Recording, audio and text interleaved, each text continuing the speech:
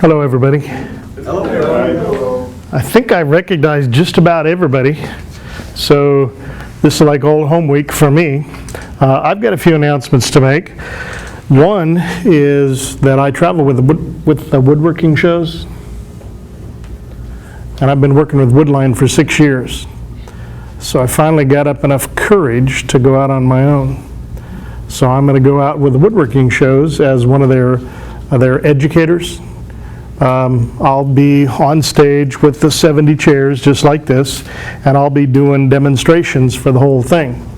So it's either going to be cool or I really stepped in it. I don't know yet. I'm excited and I'm terrified all at the same time. The season is real short. Season's 3 months. It's January, February, March, and done. So it's really kind of a part-time job anymore. But I'm also working on my own private brand, my own private label. And we got real creative on the name. It's going to be called Ron Brown's Best. So if you see Ron Brown's Best, that's me. I always thought that show was like 7 months long. It was. Yeah, no, it's shortened out. It was 7, and then it was 5, and then it was 4.5, and then it was 4. We went from, when Bob started, they had 36 shows, 38 shows. They had a whole bunch of shows. When I first started, there were 28. And then I went to 24, and then I went to 21, and we didn't know how we were going to make a living, and then I went to 12 scheduled shows this coming year. So I work a lot of symposiums and stuff, a lot of other things. And I'm not gone every week, thank God. That's one of the reasons I get to stay married, is because I'm not gone all the time. I did attend, anybody here attend the AAW thing out in San Jose? Anybody but me and Frank Bowers? Anybody but me and Frank Bowers? Nope. Going to the segmented symposium coming up. Okay, well, it was wonderful. This is the handout from the one in San Jose, and I was very honored to actually be on one of the panels out there. And when you do that, they give you a big old spread. I don't know if you guys can see that or not, but they give you a big spread in the book, just like you're somebody. I'm nobody, but I got the spread anyway. And we also got to go to a dinner, and the dinner is for all the panelists and the demonstrators and people like that are going to be there. So I sat down at this table, and on my left was a fellow named Dale Larson. Anybody heard of him? He's the president of the AAW. And on my right, and I sat down at the table first, okay? I didn't invite myself there. I was there and they came up. The lady on my right is Jean Le Guin. You know who she is? Sure. No. She's vice president. Vice president. Yeah, she's vice president of the AAW. To her right was, I never remember this lady's name, I should, Cassandra, that's why, Cassandra Spire. She's also on the board of directors. To her right is a Vietnamese guy named Ben Po. And then Ben Po's brother. So going around on the other side of me is Dale Larson. The other side of him is a fellow named Eli Avicera. You guys know who he is? Yeah. Okay. Well, you should, yeah. Well, how did you get into Rogue Seat? That's what I was wondering. One of these things is not like the other. One of these things doesn't belong. Oh yeah, it's me. On the other side of him is Jean-Francois Escolan. Okay? On the other side of him is Benoit Avaloy, or whatever the heck his name is. And I'm literally sitting there, my eyes had to be about this big. I'm just eating my salad real quiet, hoping nobody talks to me. You're the guy that gets in the pictures. But yeah. But it was cool. I mean, it really was. And of course they talked about AAW business. They talked around me, and I just kind of leaned back so they could talk to each other. But it was pretty cut and pick and cool. We're not allowed to campaign, but next year I might actually belong in that group. In your AAW magazine, in August, the next issue of it, we'll have your slate of officers, and I'm one of them. I ran last year, didn't make the final 6. Ran this year, made the final 6 cut. So I got a 50-50 chance of actually serving on the board. I really want to do it, but I'm really afraid at the same time. I mean, I'll do it. It's a challenge, but it's going to be cool if I get to do it. Just jump in with both feet and go for it. There you go. Yep. Yeah. And then I was able, the panel I served on was on how to make money wood turning. That was the panel. So you got Nick Cook is on the panel, except he couldn't remember what day it was and forgot to show up. Apparently not the first time for Nick. Mike Mahoney sat next to me, Kurt Theobald sat next to him, and Mike Jakovsky rounded it out. And after sitting in that discussion, and you know how shy and bashful I am? We didn't know that, right? I'm sorry, I forgot you guys know me. After sitting on that panel for an hour and a half, it occurred to me that I actually did belong on the panel. And these guys are saying what a nightmare a website is, and what a nightmare it is to take credit cards, and nightmare this and nightmare that, and expensive. And I'm thinking, what planet are these guys on? I've published I got my anniversary letter from eBay the other day. 11 years. I've been selling stuff on eBay for 11 years. Got my own website. I pulled out my smartphone. Anybody here know what Square is? Yes. Pulled out my well, they didn't. Pulled out my smartphone, pulled out the world's smallest credit card machine, plugged it in. They go, that's how you take credit cards. Gee, that's not that hard. They talked about all kinds of stuff, and I'm thinking, these guys are in the dark ages. And we got a lot of questions from the audience, and it was just kind of cool to see, these are some of the top turners in the world, but they don't have too much of a clue when it comes to a lot of this marketing. In fact, the other 3 guys on the panel, somebody said, well, do you do a lot of e-commerce? People buy stuff off your website? Oh, no. They couldn't buy anything off my website if they wanted to. I'm thinking, what do you have a website for? Oh, well, they come by the house. Yeah, well, that didn't work if they're coming from Australia, okay, or New Zealand, or where we got Argentina now, Brazil. I got people all over the world. They can't stop by the house. And anyway, so it was pretty cool, and made some good friends out there. And it was really at the end of that I had this kind of a little epiphany and said, I think it's time that I step up. So we'll see how it works. So I am going to be bringing out very select items, and you'll see them periodically. I'm going to wholesale a lot of them here at Peachtree, and it's going to have my own brand, that Ron Brown's Best. So we got a logo and everything, and you'll be seeing that. I'm going to show you a couple of the products tonight. I did want to mention on the picnic, the reason that we have the tables and stuff, and for those of you who don't know, I founded this place, so I've done that for how many years? 15 years now? 16 years? The reason you have the table is not for other members. You have the table for the wives, because they hear about all this stuff. They don't ever get to see it except at Christmas and at this summer picnic. So bring the stuff that the wives are going to think is cool. And they will. And they'll talk about it, talk about it, talk about it. In fact, the crowd will be in, all the women will be in here. Okay? Well, they will, because it's cool. All righty. I think that's it. My topic tonight is lidded boxes with inserts, focusing primarily on the insert. What's an insert? This is one example of an insert. Excuse me. This is another insert. This I'm going to show you tonight. The insert is just something that you put in the lid, because you can have boxes that I wrote it up on the board, there are only 2 pieces to a box. There's the lid and there's the base. And it doesn't matter, the lid, you have a million variations, probably more than that, because you can have just a plain top, you can have a top with an insert, you can have a top with a finial, you can have This is a lidded box, shaped like an acorn. It's a lidded box. It has two parts. It has a cap and a base. That's it.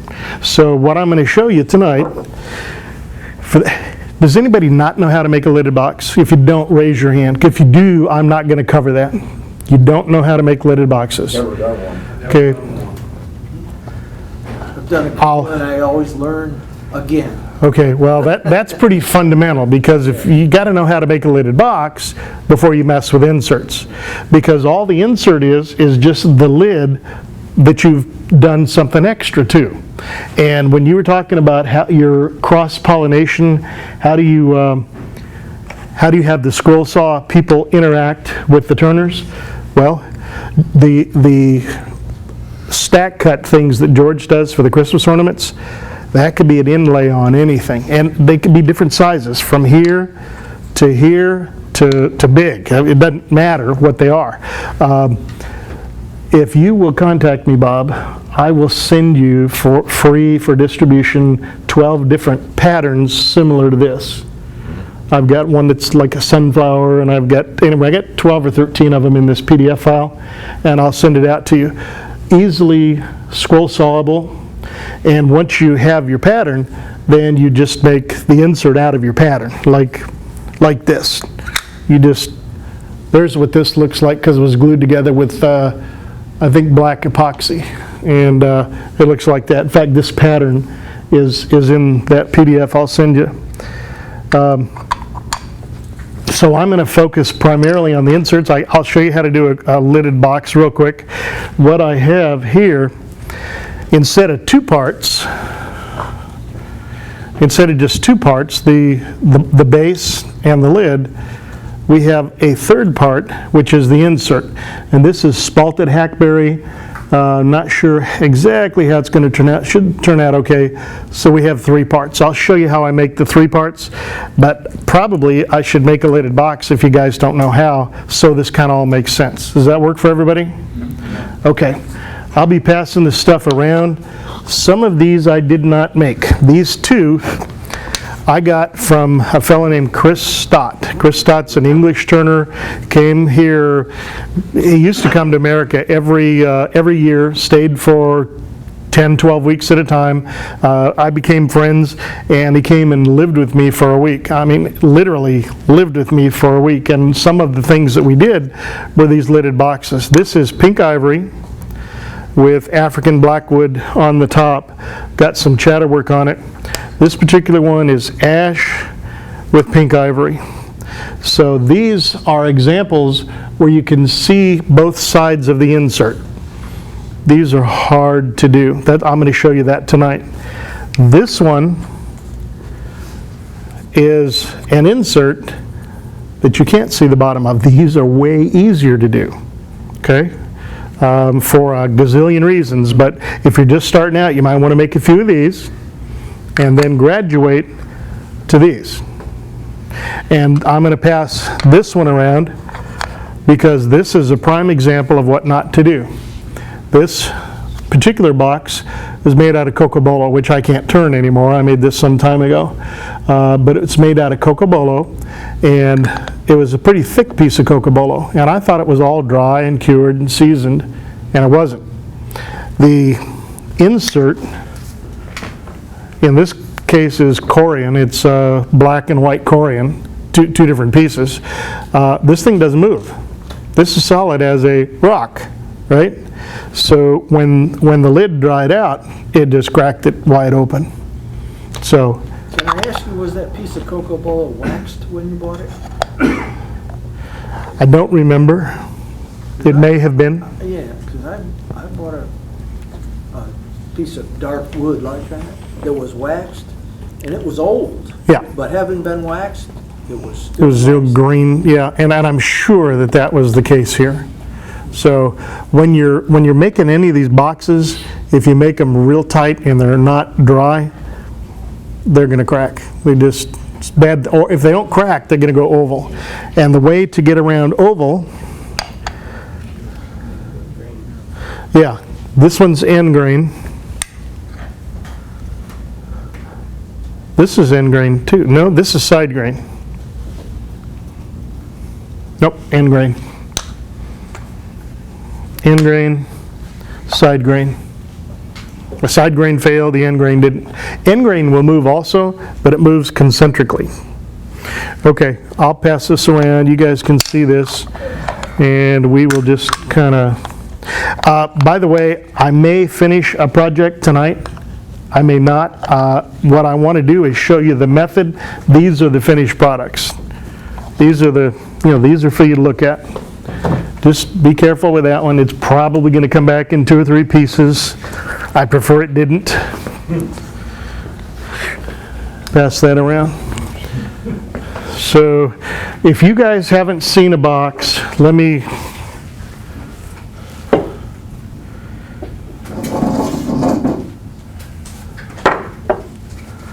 God, I hate Paducah.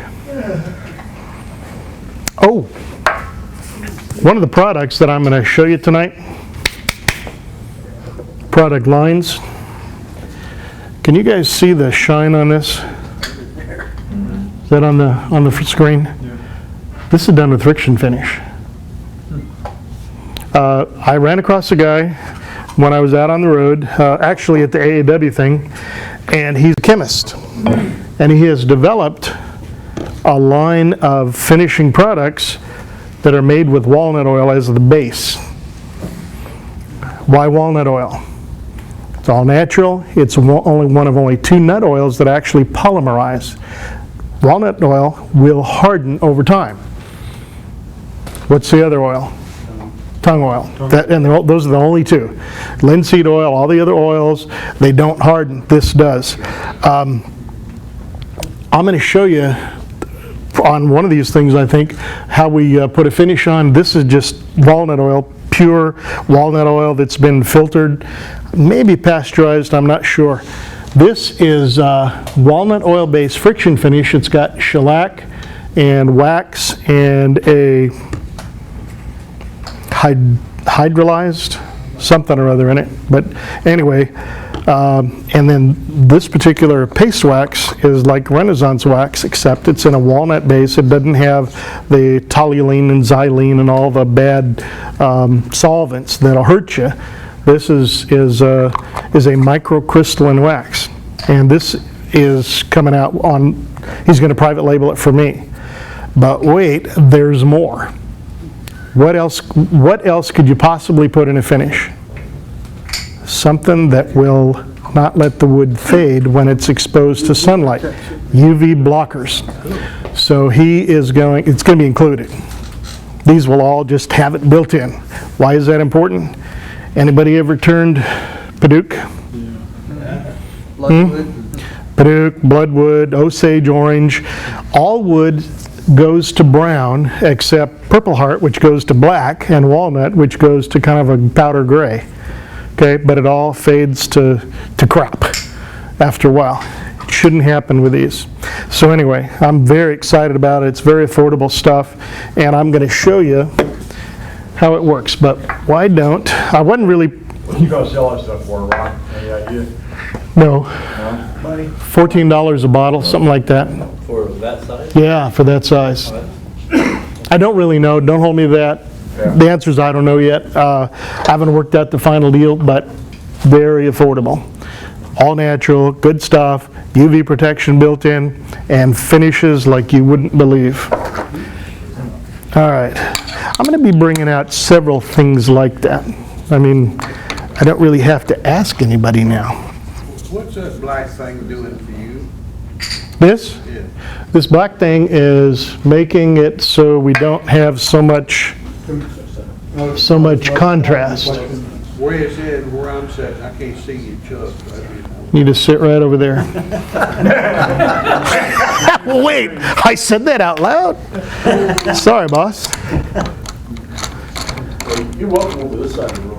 Oh, okay. See the monitors in your left. Up close and We don't fight over here. Okay, can everybody else see? I don't. I can see it on the camera in 2 angles. All right.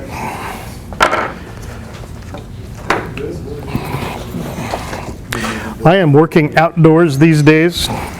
Got a big cabinet job. I'm trying not to be a cabinet maker anymore, but the phone keeps ringing and they keep giving me money and I need it. So I keep saying yes. So I've got to build. This project that I'm doing right now has got 52 sheets of plywood and 38 sheets of black laminate.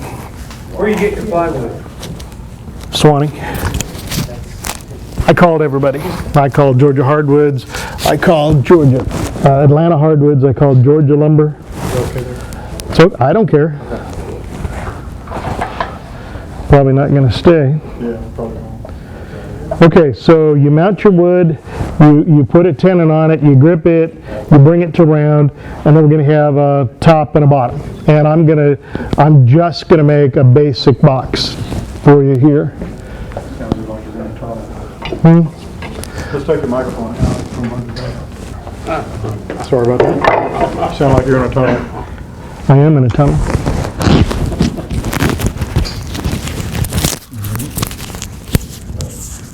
Go ahead and put it back The on. people I usually let do this are a lot better looking than you. All right, how's that? Testing 1, 2. Is that better? All right. Okay, anytime you remount something, you need to bring it back to round.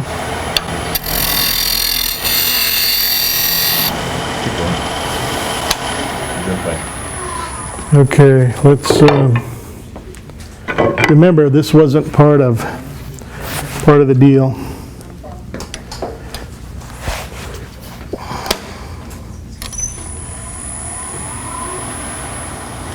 Half-inch spindle gouge.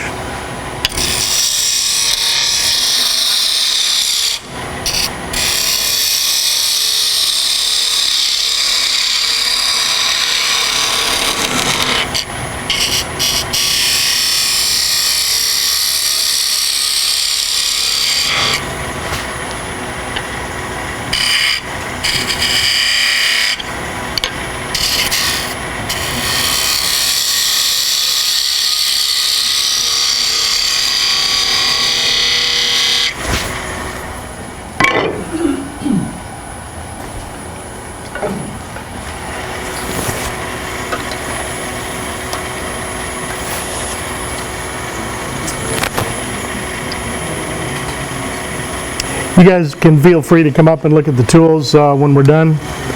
A lot of these are just came out of my shop. They're just, you know, everyday tools. Okay. Jim, is there any way you can change the orientation of this screen here? What can't you see? It's just weird. I mean, it's like it's going wrong. It's going vertical instead of horizontal, and it just kind of throws me. You kind of expect it to see. Oh, Parallel with you the wanted to floor. go that way? What if we do But this? if it's mechanical, don't worry about it. I didn't know whether it was a switch where you could change it. Can you rotate Rotate it or the, something. Jim, can you rotate the camera here? You Yeah, know? that's what I was trying to do. Yeah. It's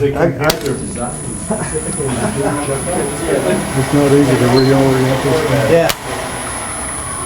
Flip the switch or something. Work on that for next time. Just rotate This is the line crazy. direction.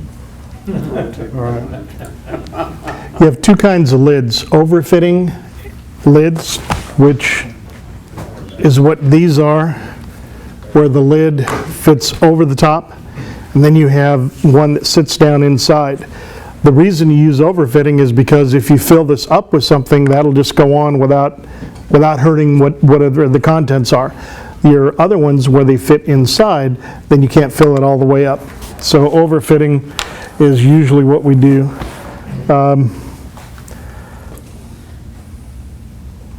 We really need to, I did this wrong.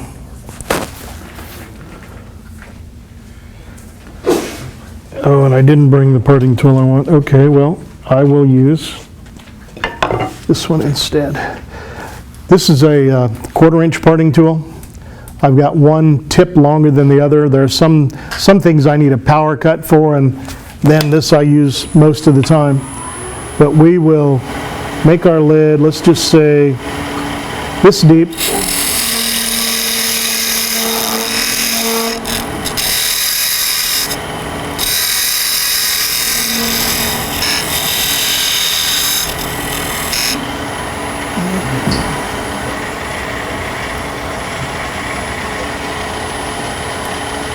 That's not what, yeah, that is what I wanted to do. Okay, we're going to make the lid fit over this. So once I have done that, I want to leave a little bit of a lip on here so I know about the height to make it. Anybody know what this is? It's a parting tool. I've ground the living carapola out of it because I want it to do something special. And I normally bring my little super thin parting tool, but I didn't. So I think I can use this. We will see.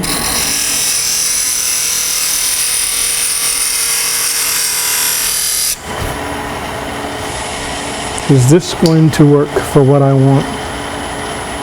Probably not. What I should have done was to just put a tenon on here, do the inside first, and then mount it on there to finish the top. But no, I'm not smart enough to do that. So Smart enough to work your way out of it.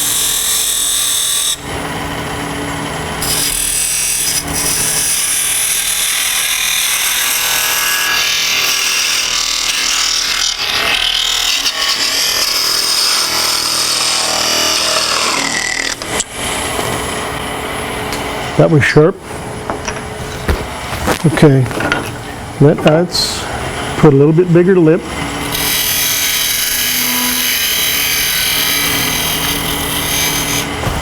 Okay, so this is going to be our base. So now we need to hollow it, right? So is everybody good at hollowing end grain? I don't know. Chris Scott. What? Chris Scott. Actually, Nick Cook on the end grain. This was eating me alive. Hollowing end grain was just... Richard Raff is back hollowing technique, that's the only way. I can do that. I can do that. I bled 3 times. I asked Nick about what he thought of it, he said that's a parlor trick. Well, it is, except he's so good at it that he uses it all the time. I actually have seen him do that. Okay, back hollowing. Anybody not know what back hollowing is? If you do it, show us, 'cause that's I have fun. no idea. I never do exciting. this. You never do this. I'm a segmented guy. It's exciting when you don't soil your shorts. I've never done it without soiling my shorts, so I don't know.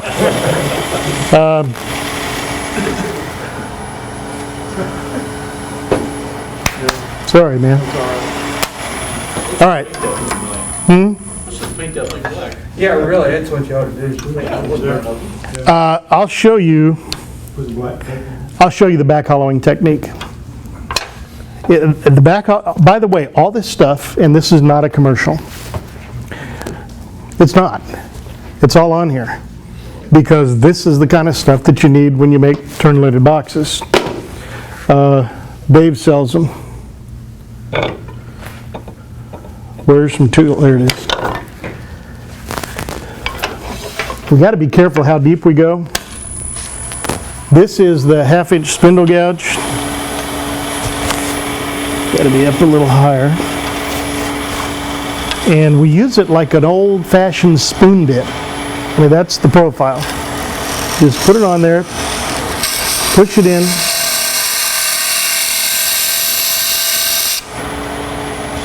How cool is that? And you just do that. Okay, back hollowing. Okay, Lord, I'm going to show him back hollowing. I ask for your favor and your protection. You think I'm kidding, don't you?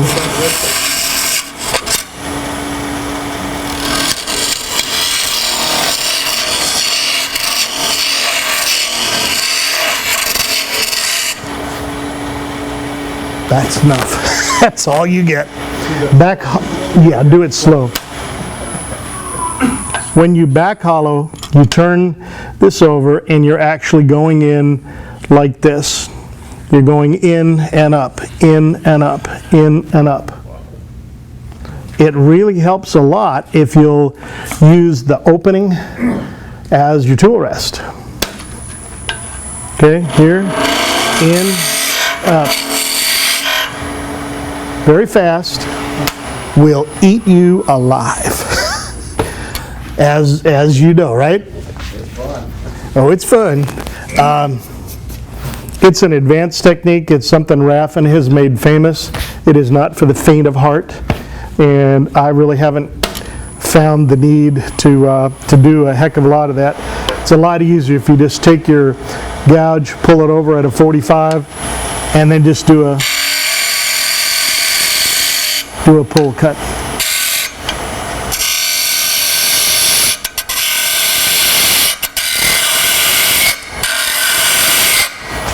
You get to a point, can only go in 2 inches max, and this is about the maximum diameter, then this method is not really the best way to do this.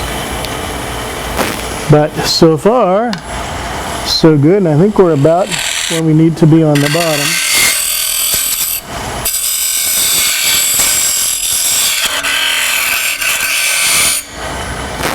So that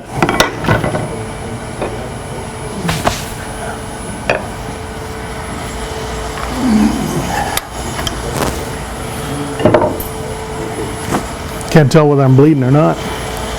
This is a CI5. It's an easy wood round nose hollowing tool. These are really good scrapers. Mid-size? Say again? Mid-size? I think this is the big one.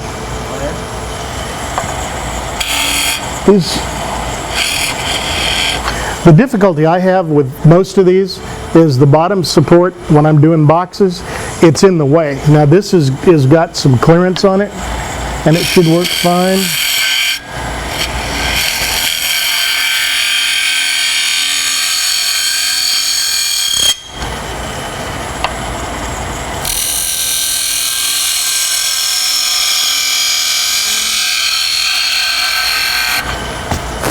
Okay. Who's got the air compressor?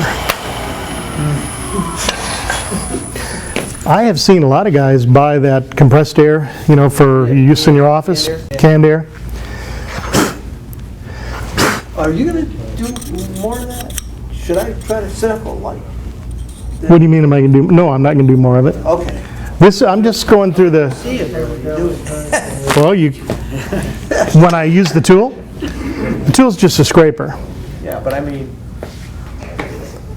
it's nice to have a light shining.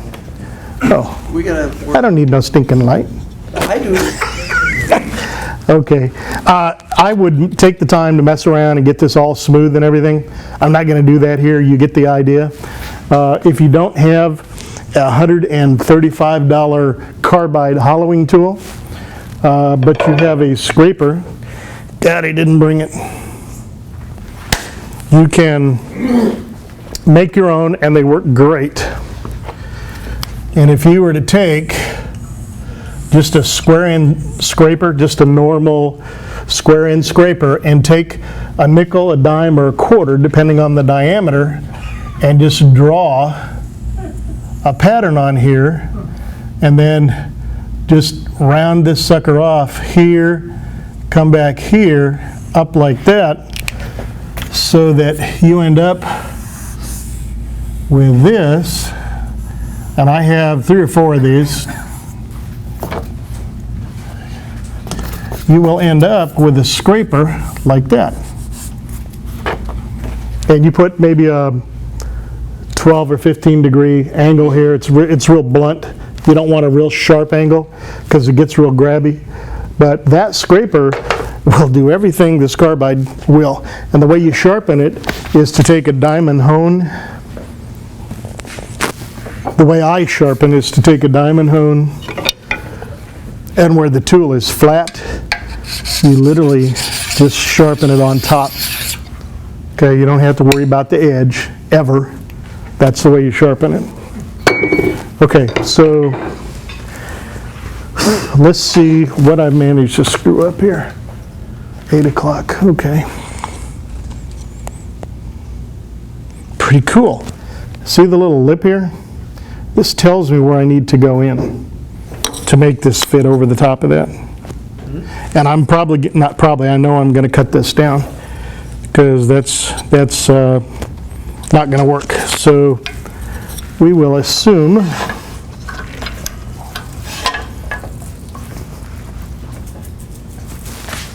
So is that dry Paduc, or did you have that sitting on a shelf for a couple of years? found it in a box. I don't turn Paduc. I hate Paduc. But it was the right size. It's cool. Makes a good demo. Maybe green or it may not. No. It's not been waxed or anything, so I'm pretty sure it's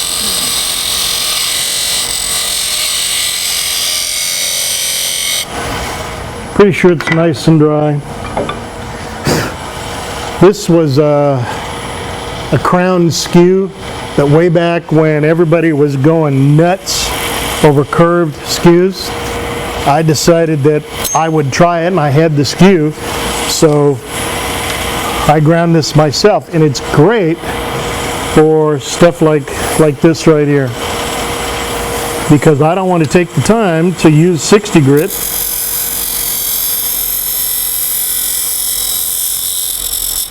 And that takes out all the lumps and humps and bumps. Just bang, bang, bang.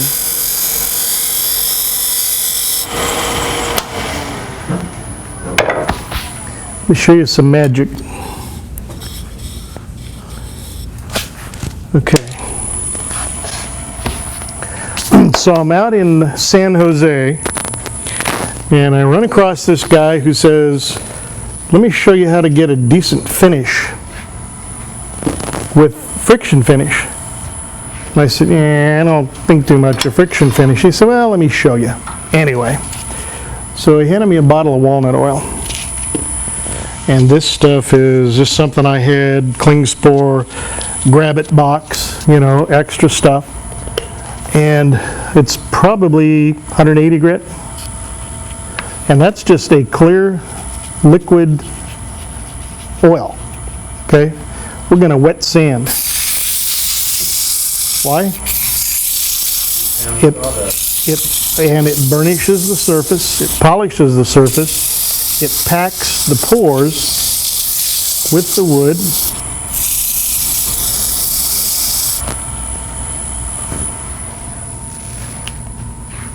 You need that slurry because instead of all the sawdust and the sanding dust, you're going to get this really nice surface that's, the wood actually acts like a filler, the sawdust.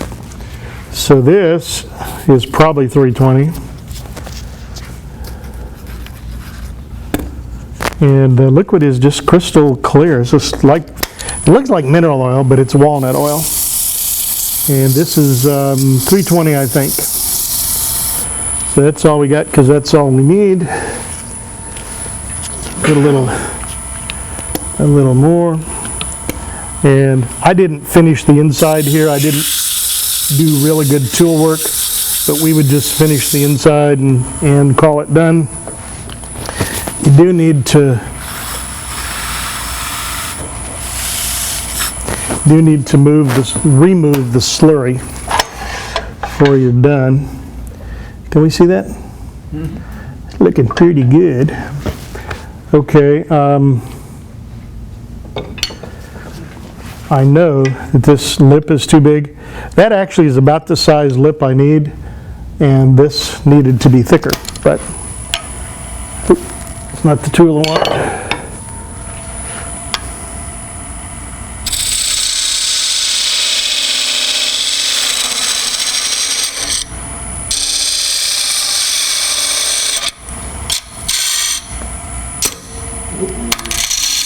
I meant to do that.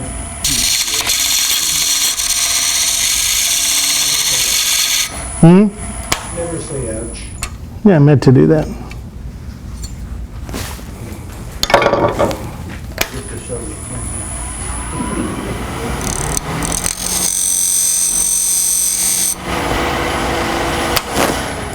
just got to remember, guys, I'm a trained professional. We don't get catches.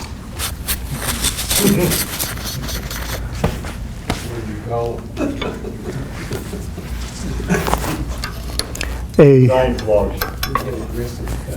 Yeah, He only does that so when you do it, you won't feel so bad. yeah, I do that a lot. I have a lot of compassion. Okay. All right, we're taking too much time just to show you an idea. Okay, so there's our base.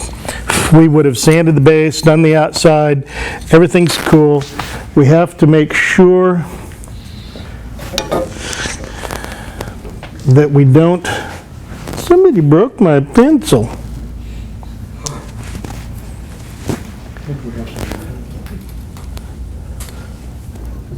Okay, we got to make sure because the bottom is going to be cupped. That's a little much, but I think we'll be fine. So we are going to part this off. I think I can use a jam chuck on that. We'll try.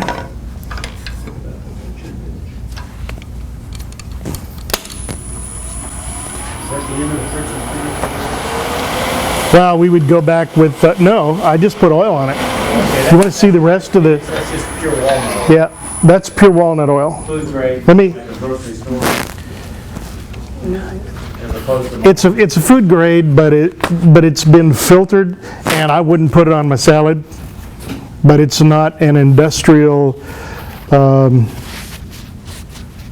It's not the dregs. This is good stuff. Okay, this is walnut oil, shellacs, wax, and when I bring mine out, it will have the UV in it, and it looks just like any friction finish.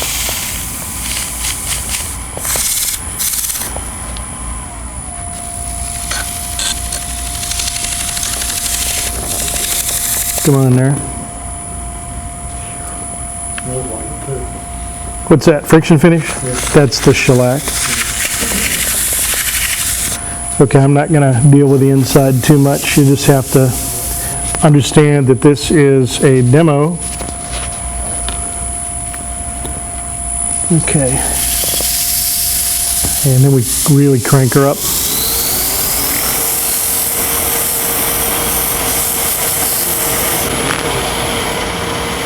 Okay, one coat, two coats,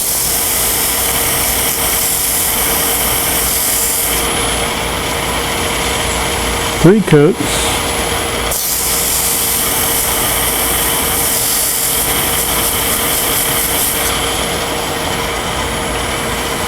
four coats,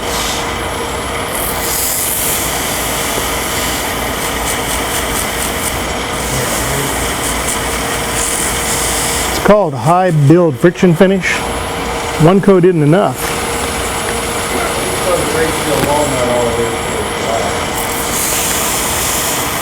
I don't know. The walnut oil is probably just a carrier. The answer is I don't know. And You have a whole lot of miles of friction finish. I want to first off trying. this, no, I think you should just buy mine. It'll be here. It's been ordered.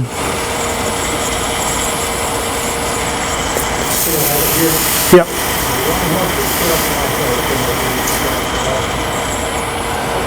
At your age, Tommy?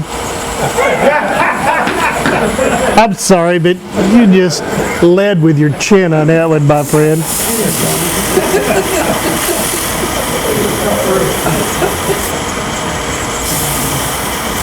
Okay, so we got 7 or 8 coats on there. I've had friction, I've had that shellac friction finish stuff in a bottle. When I got now, it's probably 2 years old, and the stuff that's lathe, I bought it used with my lathe and used it for over 2 years, and it stayed good the whole time. Which brand was it? Well, I used the Hut the first time, but people tell me Milan's is better. I have Mylans, and that's what, I think that's what Craft, by the way, Rex Birmingham left Craft Supply, if anybody cares. He's the big, tall New Orleans Saints football player. Been there for 20 years. He was Mr. Craft Supply.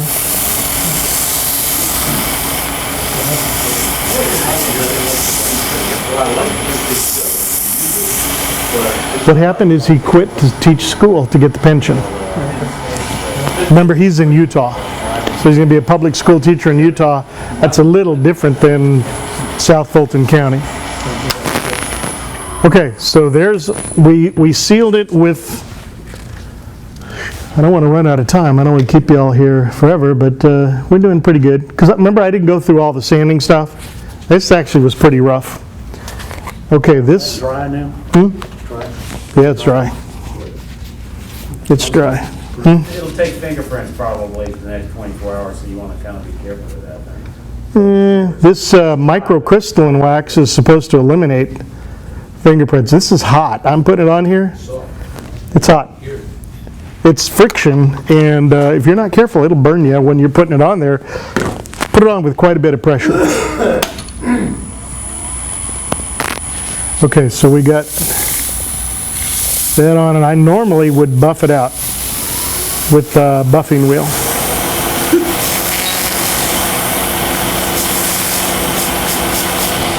Okay, and I would have done the same thing to the inside. So that's pretty decent finish, especially for not having sanded it correctly. I'll pass this around when we're done. And this is Paducah. So it would be real important to have that UV blocker. Okay, we're going to have to rechuck this later to finish the bottom, because this bottom will not be finished. And I don't have my normal parting tool, and I think I'm probably going to end up in trouble with that. So let's try not to.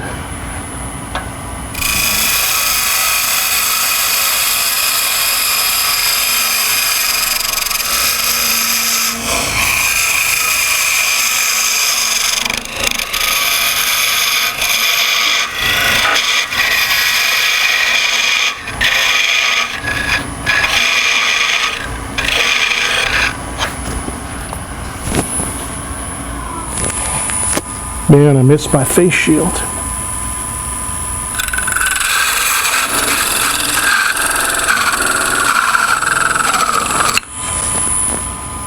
Okay, not finished. I'm going to need it back. And I didn't do anything really to the inside. Okay, so we're done with that. I think we're done with that.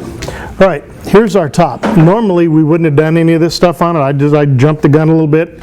So normally what we're going to do, and I will rechuck something and put this back in it, although I might have screwed up again. I did cut the little groove there so I can work on this bottom. And the bottom, or the lid, works just like the bottom. This lip right here is my sizing ring. Okay, that should show me that will slip over my lid. What I do with, my base. Do what? Those big mark jaws you're using? Yeah, this is a Vicmark 120, and those are shark jaws. Okay, this function right here is why I made this parting tool. That's why I ground it like this. A normal parting tool just doesn't work right.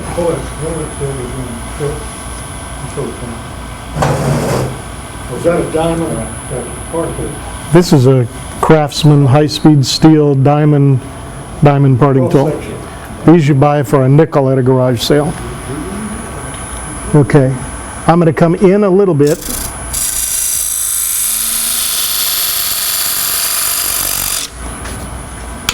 That with a regular parting tool, that ain't gonna happen. You've got a lot of reach. It is diamond, so as your lid comes around, it doesn't really rub on it too much. The smaller diameters it will, but here it won't. You have the long side of it? The long grind? Yeah. Yeah, okay. Yeah, I want to feed this here. That's why this is ground back. Yeah. It's not really designed for real heavy cutting, but it does a great job for that. Okay, so now we just need to rough some of this out, and I prefer to do it here.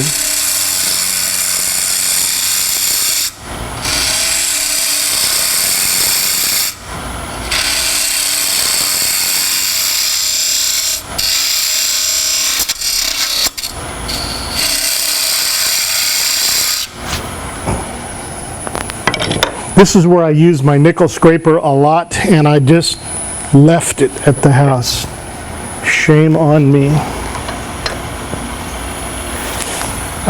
You can try to get everything all flat. Doesn't work.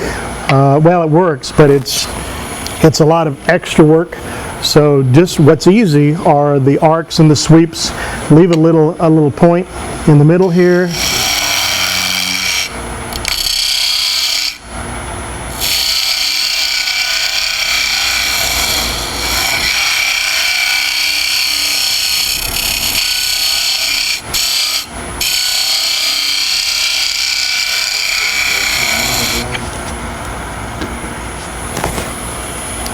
On a scraper, you always need to scrape downhill, level or downhill.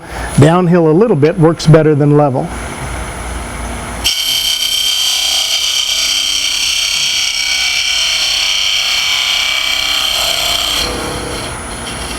It's a little more pointy than I want. Okay, I know that I've got a little hump there, so I'm gonna whoops.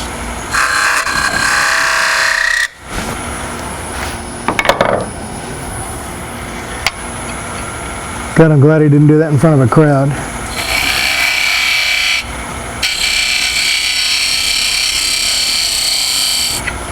Okay, we're gonna call that good for now. The air hose lives right there in my shop.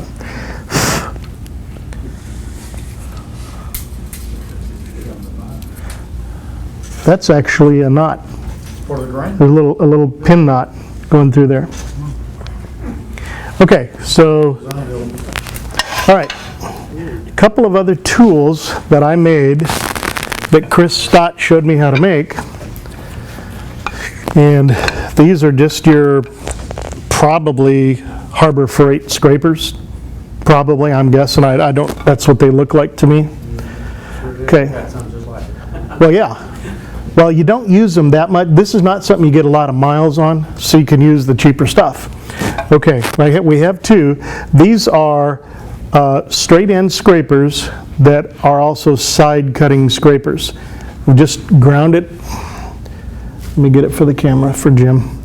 I've just ground it on the side, and there is a limit to how deep you can go. Obviously, you can't cut back here, but you can cut from here to here. You almost never want to cut that deep. This particular one is got a real sharp square end, and I'm going to use that one in here to get my size. This is exactly the same thing with a little radius on the corner. And the radius on the corner, a lot of times if you're going down the base, if you're going to go down the base, that'll radius that bottom corner for you, because it's a lot easier to finish that way. If people are digging stuff out, stuff comes out better if it's got a little curve, and it just works better. So we're going to turn this scraper. I need the bottom back, please. Robert? Who's got my bottom? Bob's got it. Oh, okay. It's his fault. It's okay. Because I just handed it to him. That's okay. Okay, so this is what we're trying to do. Trying to fit that. So I have to stop just before all the fuzz goes away, or it'll be too big.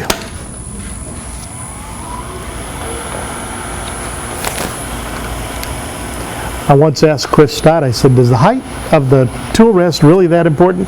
He said 1/8 of an inch will make all the difference in the world.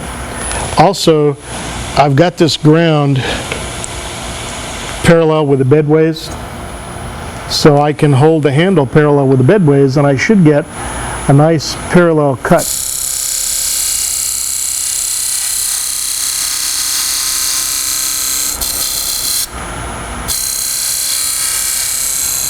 Okay.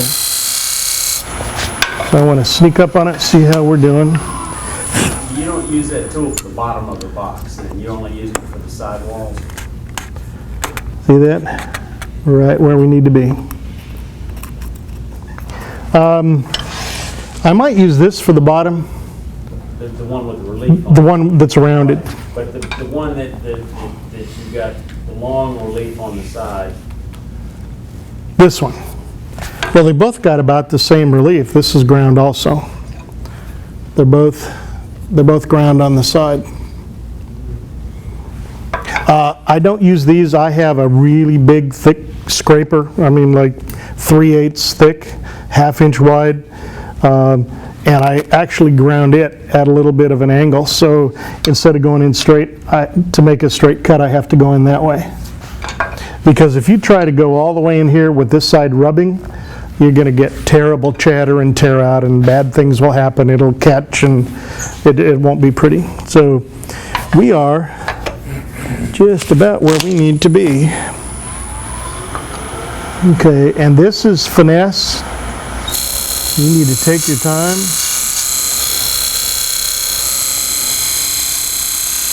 Because it's real hard to put wood back.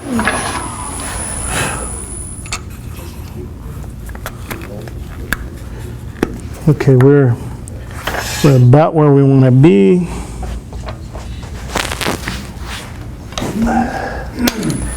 Let me cut this just a little deeper.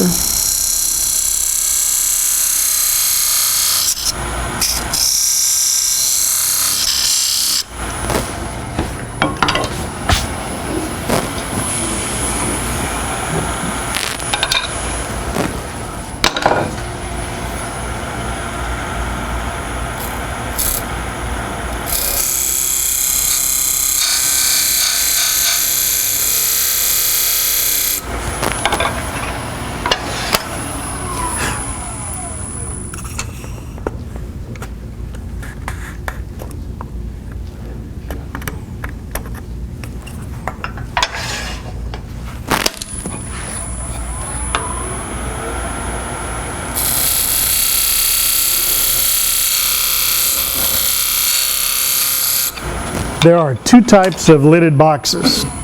There are suction fit lidded boxes, and there are easy fit lidded boxes. Do you know the difference? Almost all easy fit started out as a suction fit. Nearly all. Ask me how I know this. Okay, we've got the fit that we want. It's just not deep enough.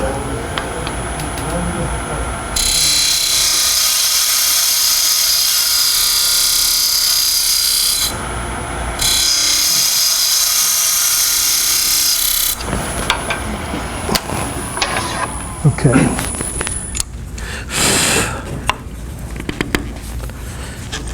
Okay. We're getting there. And this is where you really can hose it up. So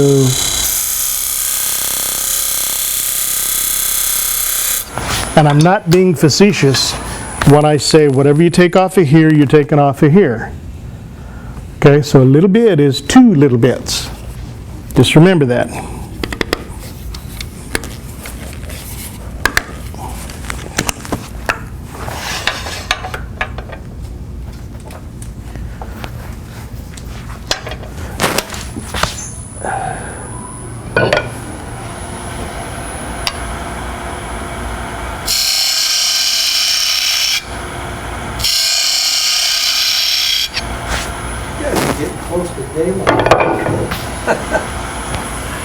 Close is okay as long as we're not at daylight. Okay.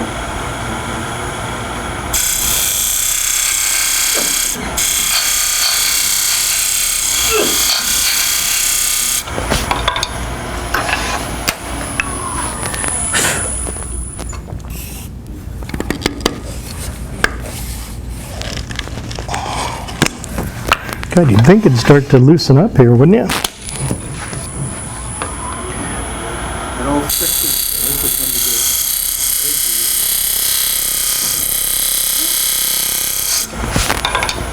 all friction's getting you, right? That friction's getting you. the heating. That's what we want right there. Okay. We got exactly what we wanted.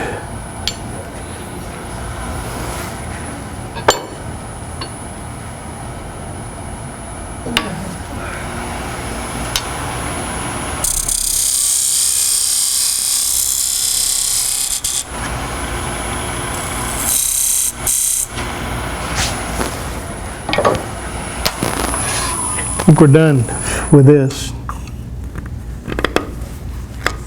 Yeah, that's it. Okay. May as well finish the bottom way there. That's exactly what I was just thinking. Because then we're going to have to turn around and jam chuck this to finish the top. So let's just go ahead and finish the bottom. What is the one thing you always do with bottoms? Always undercut it. Okay.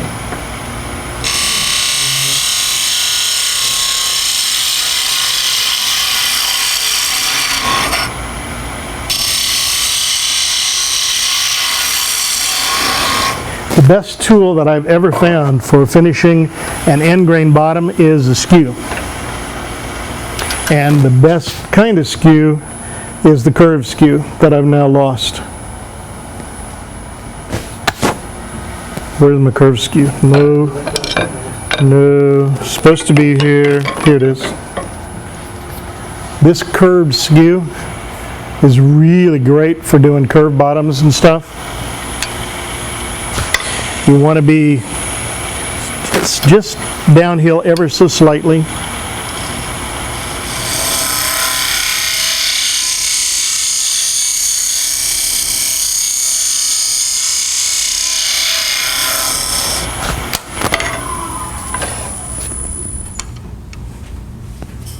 That's it.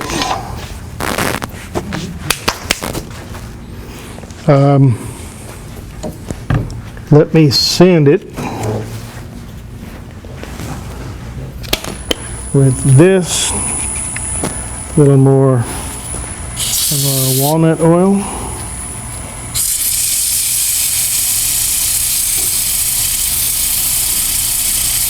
Remember, you're filling the pores as much as anything.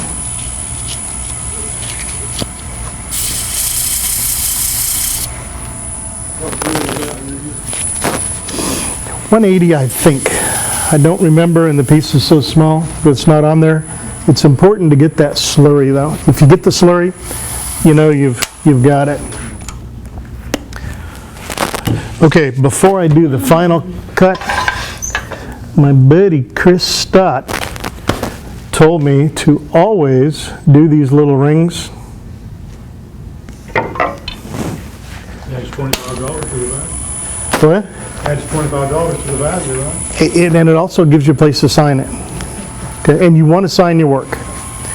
Okay, so let's do a little micro here.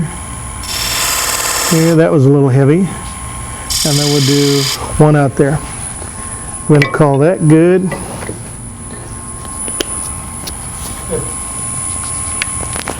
More walnut oil.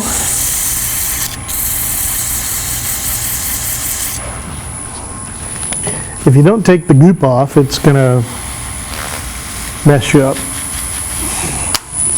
So take off the goop.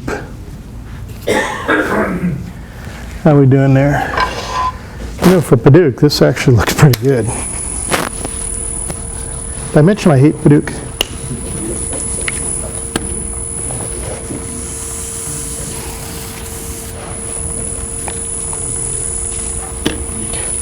Turn-lidded boxes, you end up doing a whole lot of jam chucking.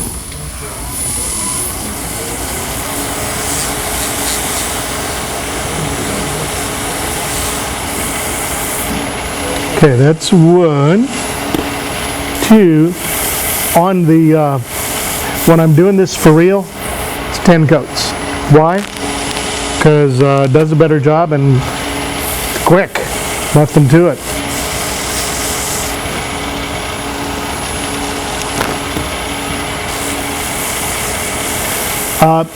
Also, when you sand it with the oil, you seal the surface to the point where friction finish now becomes a lot more durable than we normally think.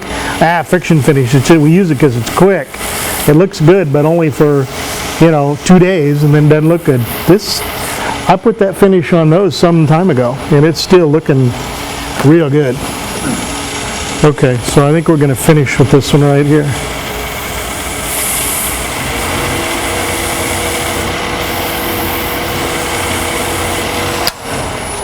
Okay. And now, can you guys see that? I'm going to pass it around in a minute. This approaches CA. It's not CA, and you can tell the difference, but it approaches a CA finish. It's one heck of a lot easier to do. Now, you gotta sign that before you do the polish. No, you sign it later. You sign it now? Probably want to let it sit for a day.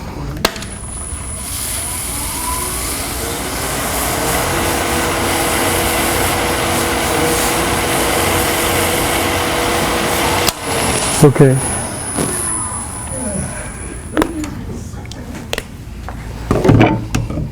Think of the stuff with UV protection, it will stay that color. That's going to be the cool thing about it. Your comment back here, you gotta sign it now, because some people, they found if they wait a day, they can't remember who turned it. Was that Tommy? Not saying any names, but yeah, it was.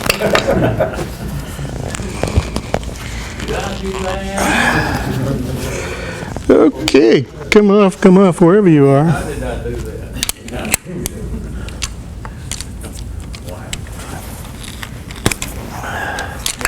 Well, lids always tend to loosen up over time. They do. Okay, so what we need to do now is we need to put this back in and finish this bottom, and then we need to turn it around and just take another piece of wood and cut a tenon so we can jam chuck this on so we can finish the top. We're not going to do that. Okay, but that's what we would do if we're going to finish it. We're running out of time. So let me find out where. Insert instead? Do what? Are we gonna do an insert? Yeah, no, not instead. We're going to do an insert. This was just because some people didn't know how to turn a box. You need to know this before you mess with an insert. What are you making an insert for if you don't know how to do this? But anyway, that's the simple box. Simple boxes require 4 chucking operations. You got to chuck it, turn the top, then turn the base, then you got to reverse chuck it to finish the base and reverse chuck the top to finish the top. So you're going to have to chuck it a minimum of 4 times. 2 are going to have to be a jam chuck. Okay? All right. So any questions before I move on to the insert? What kind of material do you use for a jam chuck, Ron? Any kind, or? I wouldn't use 2x material because it's usually too soft, like a 2x6, 2x8. Some people do because they like it soft. I use whatever I got laying around. I mean, it really doesn't matter. I try not to use something real expensive, but I bought some mahogany really cheap a few years ago, so I'm just floating in mahogany. I'll use that. I'll use soft maple. I just use scraps of stuff. Poplar's good. You don't want to use the real hard things like ebony because you have to be your tolerances have to be so tight. And also on jam chucks, I have taken, because you know how tight that was? I have taken on my jam chucks to drill in a hole through the middle. Did you get any color? Like a 3/8 inch hole. Just clear through the chucking material. Why? So I could take that air hose and get the lid off. Because a whole lot of time it's on there and you can't get it off, especially if it's an interior. If you go outside here, it tends to blow your piece apart. If you go to the inside, man, you can hit that with a mallet. to jam it in there. It's probably not going to hurt it, but you can't get it out. I was making an acorn the other day. It looked a hell of a lot like this one right here. And I had this on a jam chuck, and I drilled the hole in it, and I couldn't get it off, so I took a knock-up bar, and it punched the whole top out of my acorn. So you got to be careful what you use to knock it out. Huh? And made an addition to it then, huh? Yeah, now we have a yellow heart. Okay. Any other questions before I go on to the insert? If you're going to jam chuck something like that, and you know that it's going to be thin, and you know that you take a chance on blowing it out like that, could you not put a coin, a penny, a dime, or quarter, or something that's metal in there before you jam chuck it to? Well, you're not supposed to get it that tight. You're not supposed to put it on with a dead blow, Well, you knocked- an 8-ounce dead blow. You said you knocked the top out of it, though. I did, because I put it on with a dead blow hammer. Right here, you're talking about taking it out of the chuck and putting your hose right up Yeah. against the hole. Yeah. Yeah, I've done enough of these that I couldn't get apart, that I just put the hole in it now. And then off she comes, most of the time. I have had them where it didn't come off. And but what do I do? Put it in Then- the freezer. Huh? Put it in the freezer, wait till it's I'm not that smart. All right, so, any other questions before we do the insert? No? Okay, so what we're doing is we're doing the lid. This was a piece of lignum vitae with some sapwood, which I think is just cool, so that's why we put the sapwood on it. These literally were just 2 parts sitting in my shop. I said, okay, I want to get far enough along to show everybody. And you'd think that it goes like that. Nope. The top is going to go over here, and there's where my insert's going to be.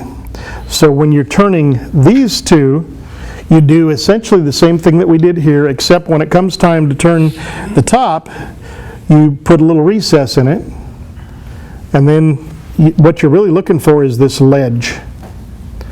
Then for your insert material, it can be anything. These are all drops. They're offcuts for other things I was making. All this stuff here, these would be real typical insert pieces. That's black and white ebony. This is Macassar ebony. This is Hatoba. This is lignum vitae. This is the same one of those. Spalted hackberry. Just you probably all got these little pieces laying around thinking, what the heck am I going to do with them? Okay, well, what you're going to do with them is you're going to turn a piece, and don't get real stingy. This is really, really, really pushing it. Something like this has wax on it. I'd clean it off, and I would glue it onto a waste block. I wouldn't try to hold that with a chuck. This would go onto a waste block like that, and then this would go into the chuck. And that's how I would turn it. This hackberry was, came off of this piece somewhere. I don't know, maybe it's the other end. But this little piece of hackberry I had, and I thought, that's probably going to be, I can get enough out of there. Don't be stingy with this, because you're going to cut it down later. You're going to dome it a little bit, probably. You're going to shape it. You need some thickness. So another way to do this is to go ahead and make your insert completely, all by itself, ahead of time. Just make up especially if you're going to scroll saw it. And then you just take this insert and stick it in the hole and go with it. So we're assuming that you're going to be able to see both sides of this. And I don't know if you can see that, excuse me, but this has got a little carving with a Wagner texturing tool, and that's done with a decorating elf. Normally you would decorate a real plain wood. I just did it to show you. So here's what we're looking at. This piece would normally be in here. This is going to go on like that, but I want to now fit, since this will go in here, and it goes all the way and seats against the bottom lip, so that's what you're going to see in the finished box.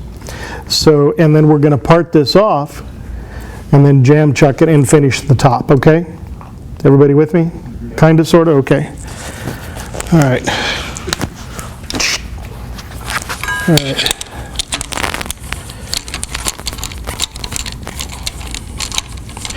You kind of have to think ahead, or you're going to end up rechucking stuff quite a lot. So before you make a cut, before you make a parting cut, before you make some final cut, stand there for a minute and stare at it and go, am I going to have to do anything else to this? Because it's going to be hard to hold it once you part it off. So this is just ready to go.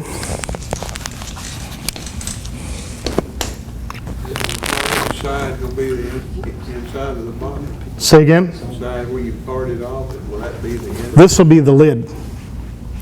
This is going to be the inside of the box. I'm glad you asked that question. See this? This is what we're doing right here. This inside is here. The top is here. Will be here. Everybody with me? This is doing it the hard way. You might want to start out doing an insert that you can't see. Okay, it's 50% easier. Put the hole in the top. I turned it out here and then just acted like I was going to hollow the bottom. Okay, you did it on the way. Yeah. Yep. Yeah, this was here. In my shop I turned this first. You can do it either way. You can turn the actual ring first, or you can turn the insert first. Doesn't really matter. You didn't drill it anyway. No. Well, kind of. Well, yeah, but you didn't, No, I literally you used. didn't use your box core thing, No. Forstner bit or anything like that. I used this and this to hog it out. And all I'm interested, there are only two dimensions there's one dimension that's critical, and this plug, the insert, has to go in there. And it has to go in where it'll fit on the bottom. And then you need a lip, but how much of a lip is kind of arbitrary. It doesn't need to be that thick. You'll see some of mine are pretty thin, some of them are a lot thicker. I think on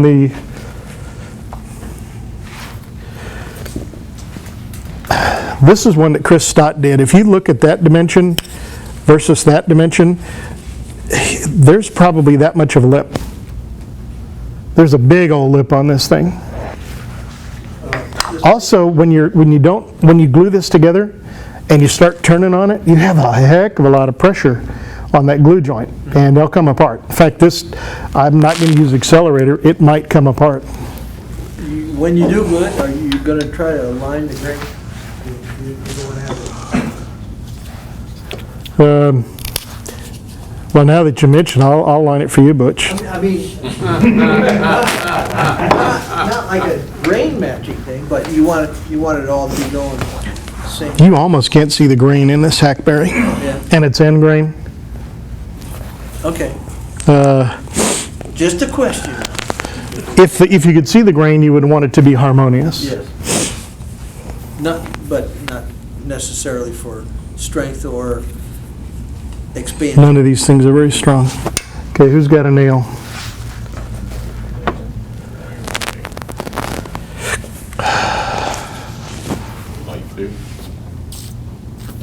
Wait, I should be able to get glue out of here.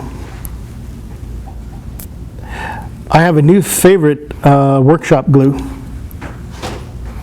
Hot melt glue. He's got it too. I got it. I really can't tell what's going on here.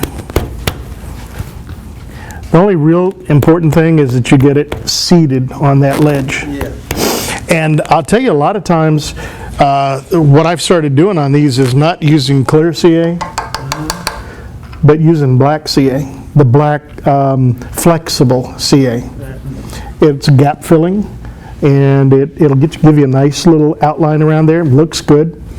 And if you don't get it quite, especially if you have a little bit of a loose fit, which you probably never will have. Occasionally I get it. If you'll use the black CA, it'll be cool. Okay, so Just a second now. You turn the insert, wow. yep, Finish the end of it. Or did you finish it at all? I finished the end of it here. I didn't have to, but I did.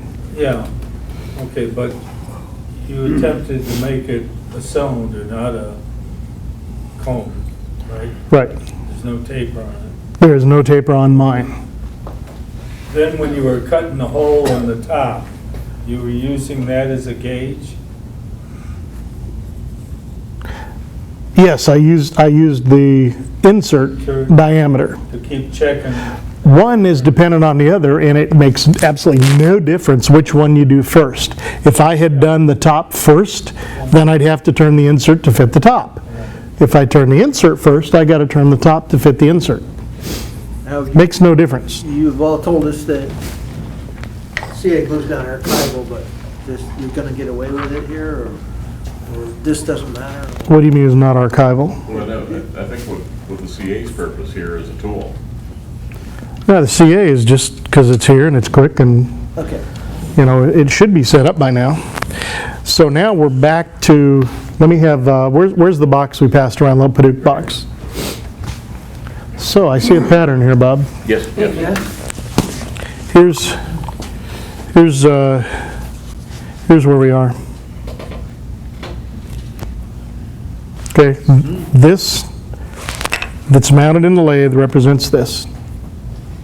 It's just one glued together, it's one piece. So now I have to size the top to fit the lid, to fit the body. This is the body. I made this body exactly the same way I made that body. Put the little, I mean, once you've made one of these, then the rest, they're all identically made the same way. Okay, so now my job is to sneak up on that. And once I sneak up on that, and I'm going to try to do that. I'm not sure if that's going to hold enough. It probably will. If you want to use yellow glue, you can. You just want to try to not get it down on your surface.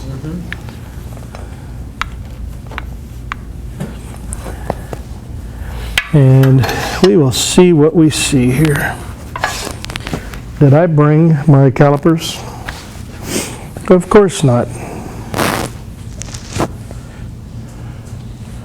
No calipers for me. Oh, I don't need no stinking calipers. I'll just sneak up on it. Okay, we're not running exactly true, so I'll true it up.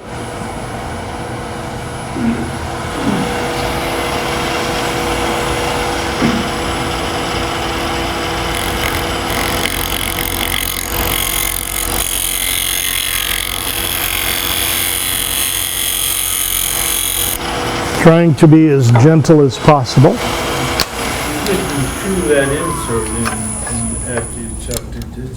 Do what? You didn't true up your insert? No, because I had sized it already. Huh? I had sized it already, and normally I would do all this without removing the insert material from the chuck. But no, I did not, because it would have screwed up the sizing. I sized it in the shop to where I knew it was going to fit. If I had trued it up here, it'd be too small.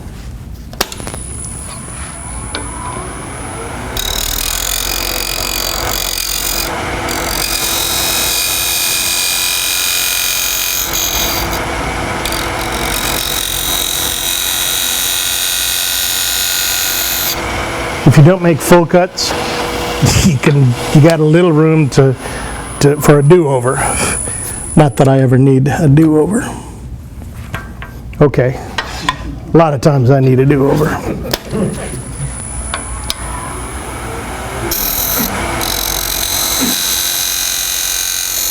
Thank God I don't do this in front of big crowds. Are you tapering that, or are you trying to cut a straight line cut inside? I'm gonna taper it. Right now I haven't, but I'm gonna taper it just to sneak up on it. There's the taper.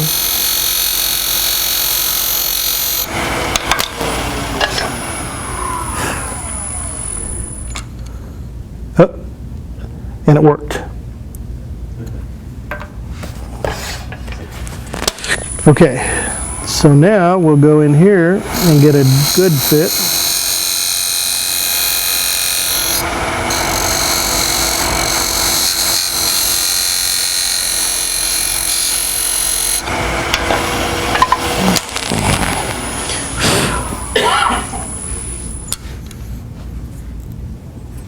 Okay. So, Ron, was there actually a lip or on the inside, or are you creating that by painting the wall? There was a lip on the top. Yeah. And what I got to be careful of, I don't want to go so deep that the lip goes away. I need to leave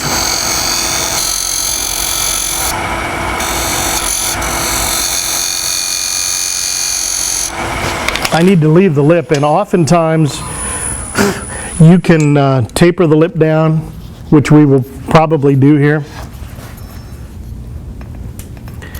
Okay, and now it's just a matter of sneaking up on it.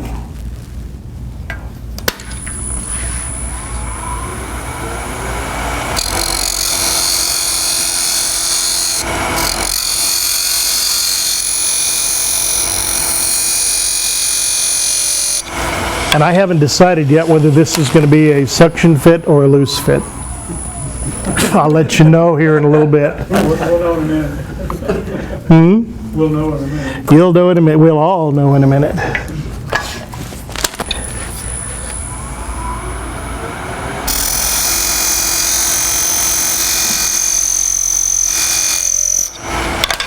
Hear that squeak? Starting to get thin. Ooh, I like that. Okay. I was saying that.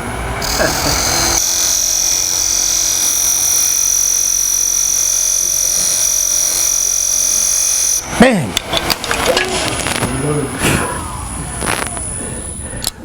That was deja. Uh-oh. Okay, well, we got a fit, but it's too tight. And the ladies actually really don't like a fit that they have to take two hands to get off. They really don't. So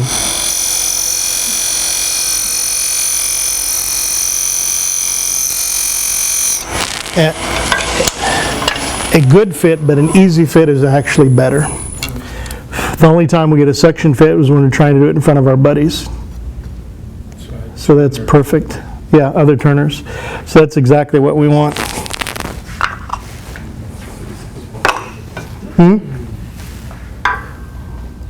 Okay, so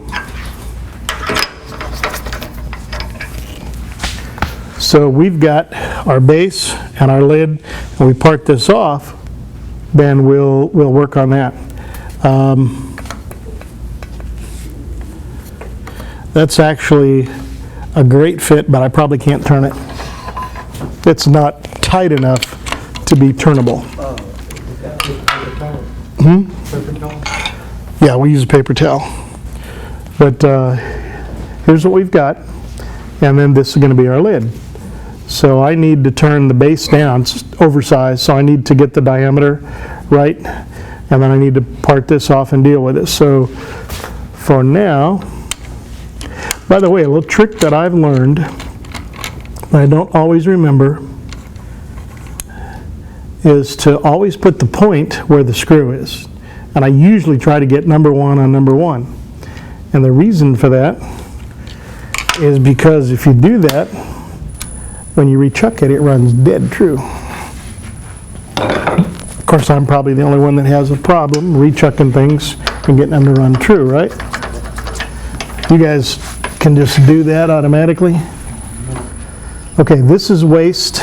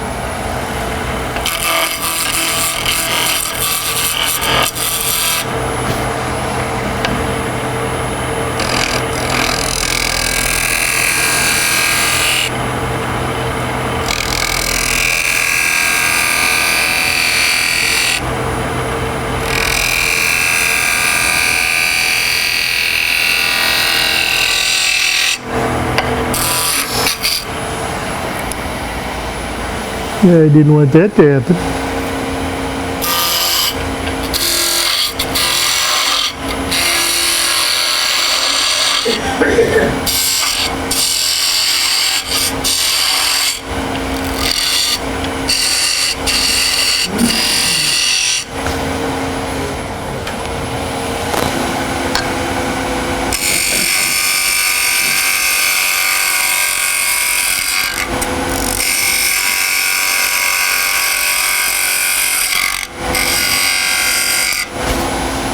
A word about the join. It's really cool to be able to get a join that nobody can see, right? It's just invisible. The ladies can't see where to take it apart. You need to see the join, so either round it over by sanding, or if you'll put a little 16th inch lip on it, that's really what you want. You want them to be able to see the joint. Also, as your box moves over time for the difference in the moisture, if you have a little join there, it'll disguise it. They won't be able to see it. Okay. Very simple little box. I think I'm just going to scrape it into true. It's okay, it's not mine.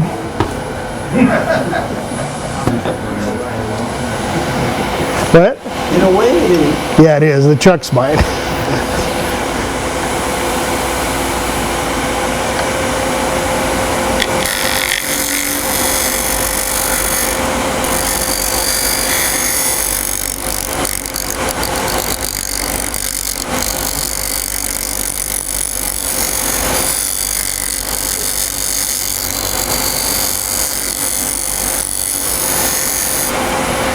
Okay.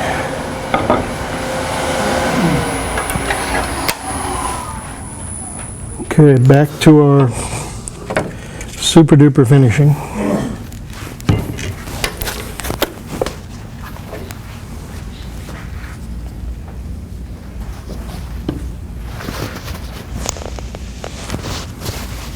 If I had smaller jaws, I could rechuck that. Nope, I don't want to do that. Lignin vitae is bad to do this stuff here, but usually you can make it go away. What are you seeing? The chip out. Oh.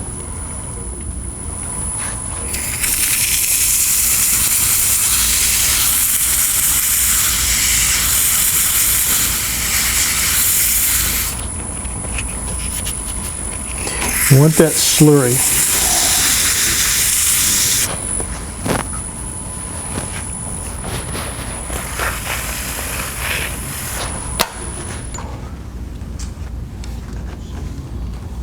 Pretty cool, huh? So you won't need 60 grit on this. You talking about me, Ron? Did you use 60 grit on your bowl? Sure. Then it wasn't you. I'm sure it was some other Jimmy. No, it was Trying to give you an out, Jimmy. I was going to touch it when we got through. I think I still will. There you go. Okay, as I said, this is not,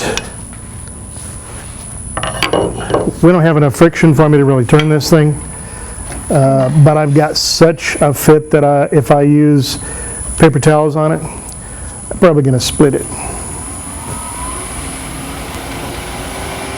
So let me work it down as much as I can here.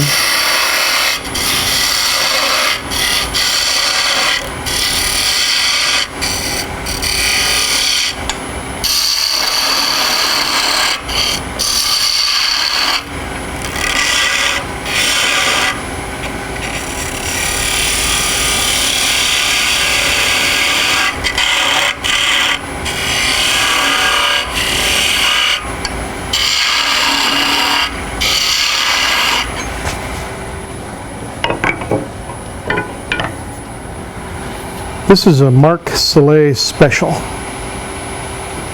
So I've ground the back. This is, I don't know what he calls this, but it's just a 3/8 inch spindle gouge where you've really relieved the back. Instead of having the normal hollow grind, you've relieved the back. And it is marvelous for getting into tight areas like this and for making these delicate kind of cuts. And I would not be at all surprised if this thing ends up on the floor. If it does, it does.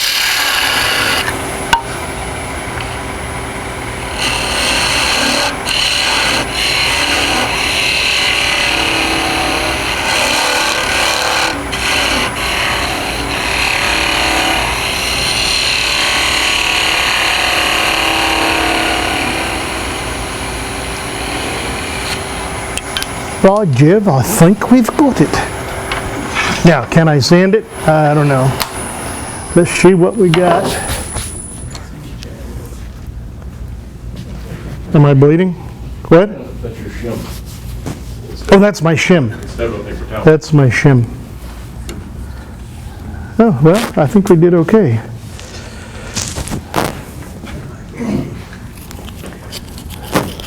I think we're going to dye this. I think we're going to dye it Paduke red. I'm just guessing. That's, yeah. I really like it. I meant to do that.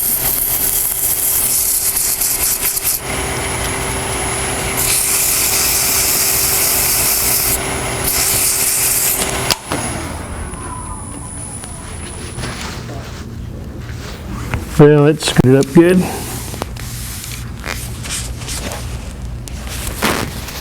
Okay, note to self, bring more sandpaper.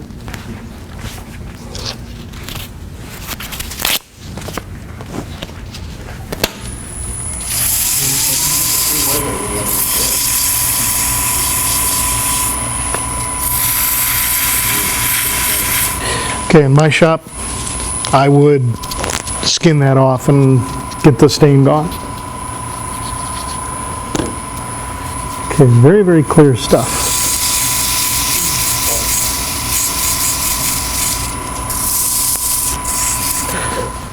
Okay, we're going to be able to do everything except reverse chuck it to do the bottom.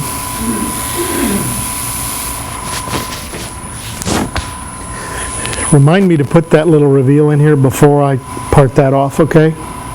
Bill, your responsibility. You're the little join monitor. Okay. So, actually doesn't look too bad. Doesn't look too good, but doesn't look too bad. Okay, the inlay can be anything you want it to be. Can be something you scroll sawed and glued together. Can be abalone, it doesn't matter what it is. It's just an element of the top.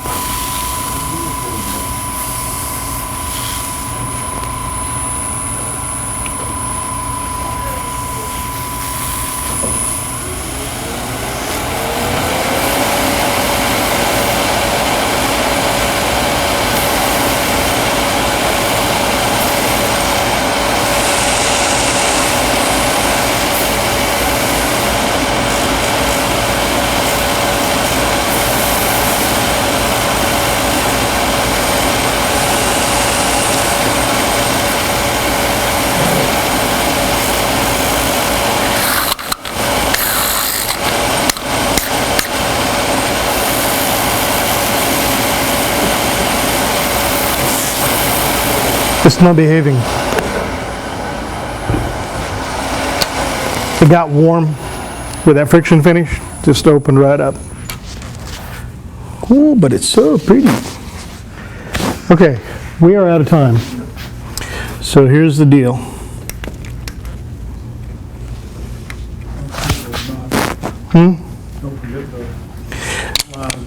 Well, whoever gets this can do that. Okay, there's our box. It needs to have some finish and some wax, and it doesn't, but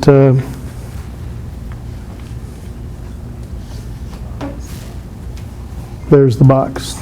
Cool. And then there's the lid, which also didn't get finished, so you need to, because I'm donating this. So you guys figure out what you want to do with it. That'll be our Is that surprise square? drawing at the end. Is that square end part of the design? No, you need to part it off. Could be. But you forgot the. No, I didn't part it off because we need to finish the inside. And we've got to put a joint on it, and we're out of time.